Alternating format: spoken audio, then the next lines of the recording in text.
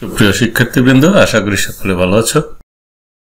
আজকের প্রশ্নে দেখো কি চাওয়া হয়েছে। এই যে এখানে উদ্দীপক দেওয়া আছে, উদ্দীপকের প্রেক্ষিতে লেখা আছে বিসি ইকুয়াল টু সিডি। এই যে এই ত্রিভুজে বিসি ইকুয়াল টু সিডি দেওয়া আছে। ক, বিসি বরাবর এ বিন্দুর লম্ব অভিক্ষেপের দৈর্ঘ্য কত তা যুক্তি সহ উল্লেখ করো। খ, এসি এর দৈর্ঘ্য নির্ণয় করো। এই যে এখানে দেখো এসি দেওয়া আছে, এসি এর দৈর্ঘ্য নির্ণয় করতে হবে।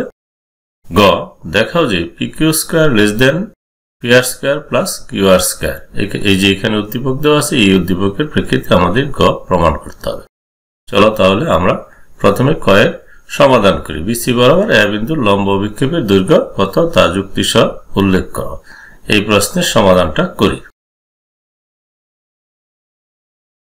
ক এর সমাধান এখানে লক্ষ্য করো, আমি চিত্রটি অঙ্কন করেছি। এ বি ডি, এই যে ত্রিভুজটা দেখতেছ, এখানে বলা হয়েছে কি বিসি বরাবর এ বিন্দুর লম্ব বিক্ষেপ বাইর করতে হবে। আমরা এ বিন্দু থেকে বিসি এর বর্ধিতাংশের উপর এডি লম্ব অঙ্কন করলাম।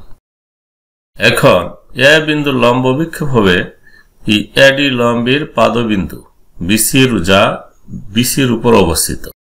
তাহলে এ ডি লম্বের পাদবিন্দু হচ্ছে ডি, যা বিসির উপর অবস্থিত। তাহলে ডি বিন্দুটাই হচ্ছে এ বিন্দুর লম্ব বিক্ষেপ বিসি বরাবর। আমরা লিখতে পারি চিত্রে এ বিন্দু থেকে বিসি এর বর্ধিতাংশের উপর এডি লম্ব। এডি লম্বের পাদবিন্দু ডি হবে বিসি বরাবর এ বিন্দুর লম্ব বিক্ষেপ। এখন এই ডি বিন্দুর দৈর্ঘ্য কত? আমরা জানি বিন্দু শুধুমাত্র অবস্থান আছে, কিন্তু দৈর্ঘ্য প্রস্থ বা বেধ নেই। সুতরাং বিসি বরাবর এ বিন্দুর লম্ব অভিক্ষেপের দৈর্ঘ্য হবে 0। শিক্ষার্থীবৃন্দ, এবার চলো আমরা খ এর সমাধান করি।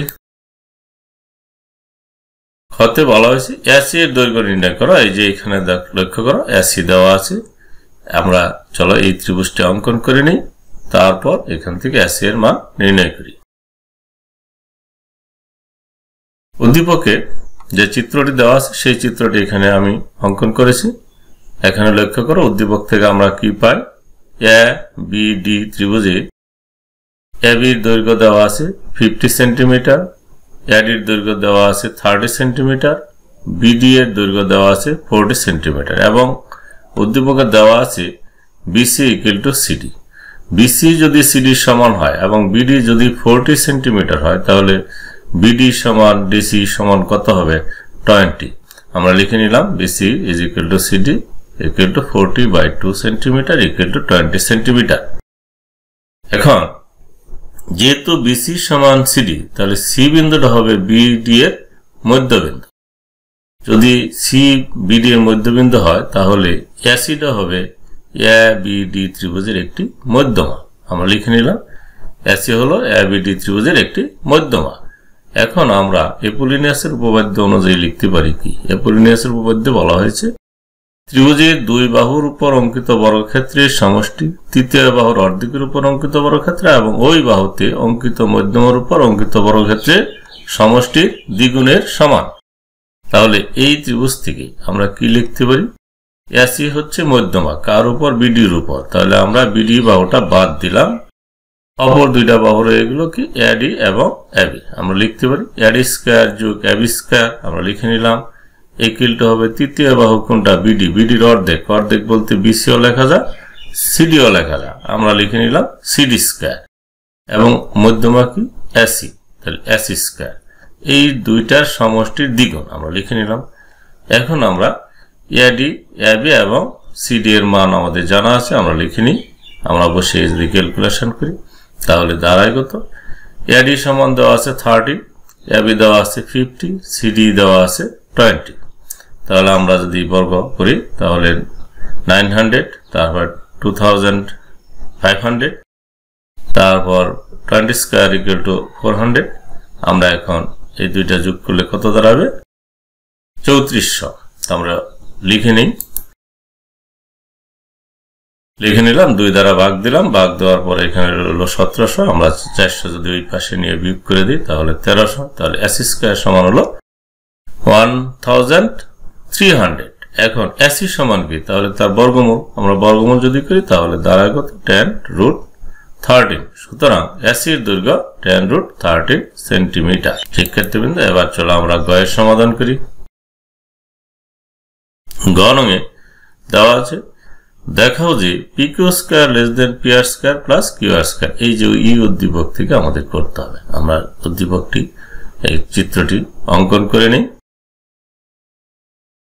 অঙ্কন করলাম। এখানে দেখো একটি লম্ব দেওয়া ছিল উদ্দীপকে, কিন্তু লম্বের পাদবিন্দু উল্লেখ ছিল না। আমরা লিখে নিলাম m।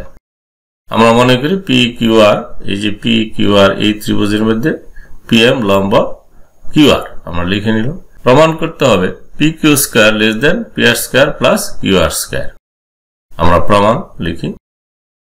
PQM, এই যে ত্রিভুজটা তোমরা দেখতেছো PQM, এখানে এই কোণটি হবে সমকোণ। PMQ কোণ = 90 ডিগ্রি বা সমকোণ। তাহলে আমরা পিথাগোরাসের উপপাদ্য অনুযায়ী জানি অতিভুজ স্কয়ার = লম্ব স্কয়ার প্লাস ভূমি স্কয়ার। আমরা লিখে নিলাম PQ² = PM² + QM²। আমরা লিখে নিলাম।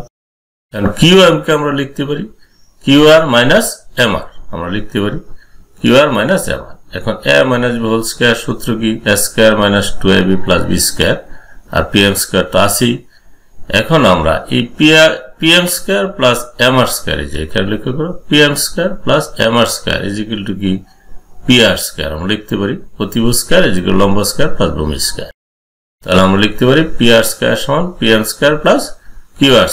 আমরা লিখে নিলাম PM² + MR² = PR²। আমরা লিখে নিলাম। এখন PR² আর হলো QR² আমরা পাশাপাশি লিখলাম, আর -2 × QR × MR আমরা লিখে নিলাম। তাহলে এইটুকু কার সমান, এইটুকু হলো PQ² এর সমান। তাহলে আমরা লিখে নিলাম PQ² সমান এইটুকু। এখন থেকে আমরা এই সিদ্ধান্তে আসতে পারি কিনা একটু লক্ষ্য করো।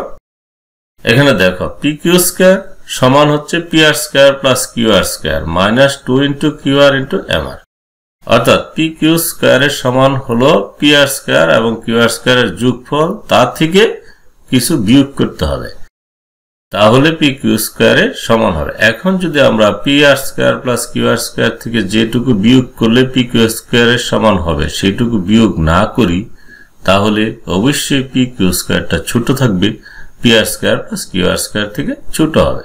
তাহলে আমরা লিখতে পারি PQ² < pr² + qr²। প্রমাণিত।